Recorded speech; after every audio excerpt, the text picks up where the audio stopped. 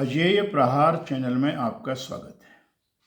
आज हम चर्चा करने जा रहे हैं बुंदेलखंड में किसानों की दशा सुधारने के संदर्भ में शासन को क्या करना चाहिए।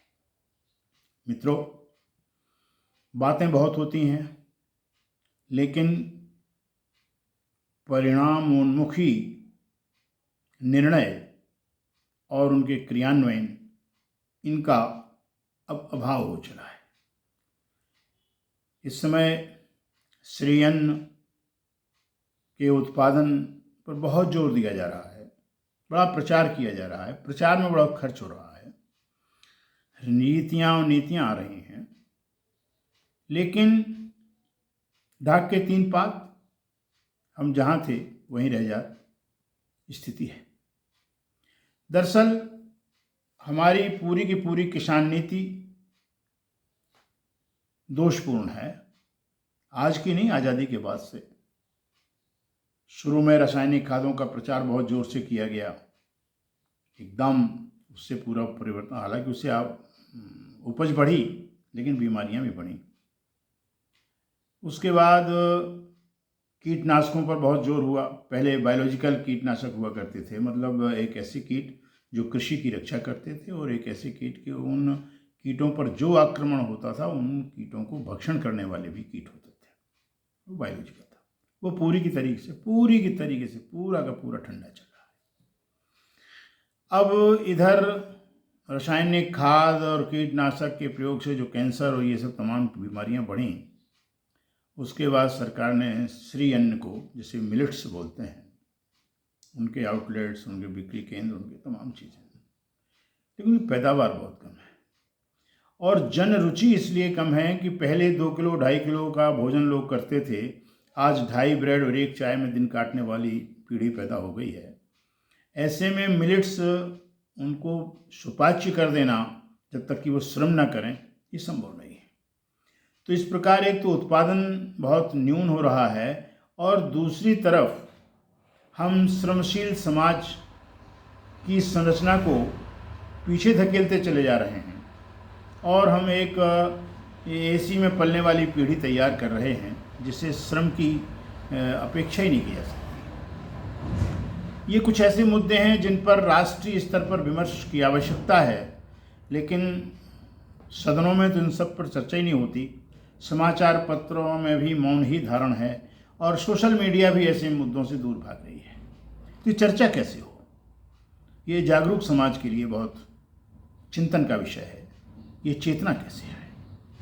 अगर सरकार मिलेट्स का उत्पादन चाहती है तो मिलेट्स के उत्पादन के लिए अब कोई बड़ी परेशानी इसलिए नहीं है कि लेखपालों के पास मोबाइल हैं, उससे फसल आइडेंटिफाई हो जाती है और उससे उनका खसरा तैयार होता है।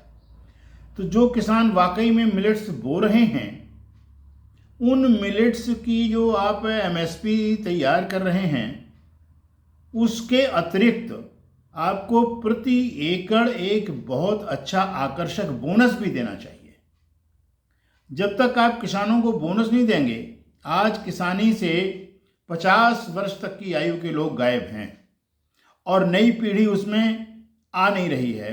मशीनों के बल पर कुछ इधर उधर से आयात निर्यात करके आप आदमियों को बुलोगे, कुछ काम करा रहे हैं, उसमें कृषि पे खर्च बहुत ज़्यादा आ रहा है और उत्पादन उतना अच्छा नहीं हो रहा है और मिलेट्स में उत्पादन और कम हो रहा है।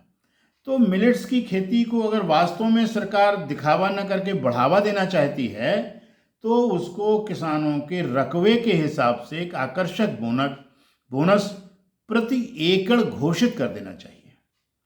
और उधर हमें समाज से जो श्रम का पलायन हो रहा है, बच्चों में ऐसे संस्कार, ऐसी कार्यनीति, इस प्रकार की रणनीति बनानी पड़ेगी कि हम श्रम से भी जुड़ें, आराम भी करें, विश्राम भी करें, लेकिन श्रम से भी जुड़ें।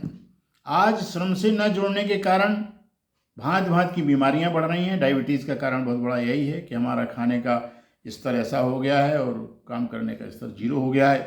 फलतः डायबिटीज़ के पेशेंट्स इस समय विश्व की राजधानी हिंदुस्तान हो गई है।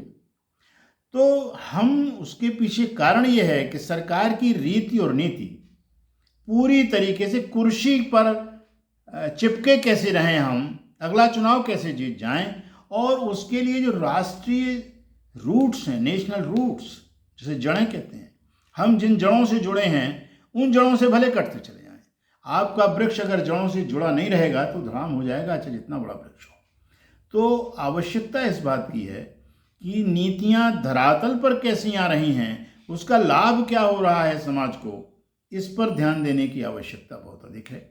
और मैं पुनः इस बात को दोहरा रहा हूं कि अगर मिलेट्स की खेती वास्तव में सरकार कराना चाहती है तो उसे एमएसपी के अतिरिक्त बोनस की घोषणा भी करनी चाहिए, और वो बोनस आकर्षक होना चाहिए। आप 2-2 हज़ार रुपये कुछ दे रहे हैं 2-3 बार, और कोई मतलब नहीं है उसका। छोटे छोटे, चूंकि आबादी बढ़ रही है, जो छोटे छोटे होते चले जा रहे हैं, अब बड़ी जोत के किसान गायब हैं, तो आप छोटे किसान जो सबसे छोटा हो 2 हज़ार, ये इन सब से उनसे कहिए मिलेट बोएं, वो तब देंगे हम 2 हज़ार, तब भी समझ में आती है बात। आपका कोई भी कार्यक्रम परिणामोन्मुखी होना चाहिए, तभी राष्ट्र विकसित होगा, तभी राष्ट्र महकेगा। मिलेट्स की कृषि की आवश्यकता तो है, परंतु उधर हमें उसको सुपाच्य बनाने की भी आवश्यकता है, और साथ ही किसानों की दशा और दिशा सुधरे, इसके लिए उसमें बोनस देने की भी आवश्यकता है। इन्हीं शब्दों के साथ धन्यवाद। जय हिंद।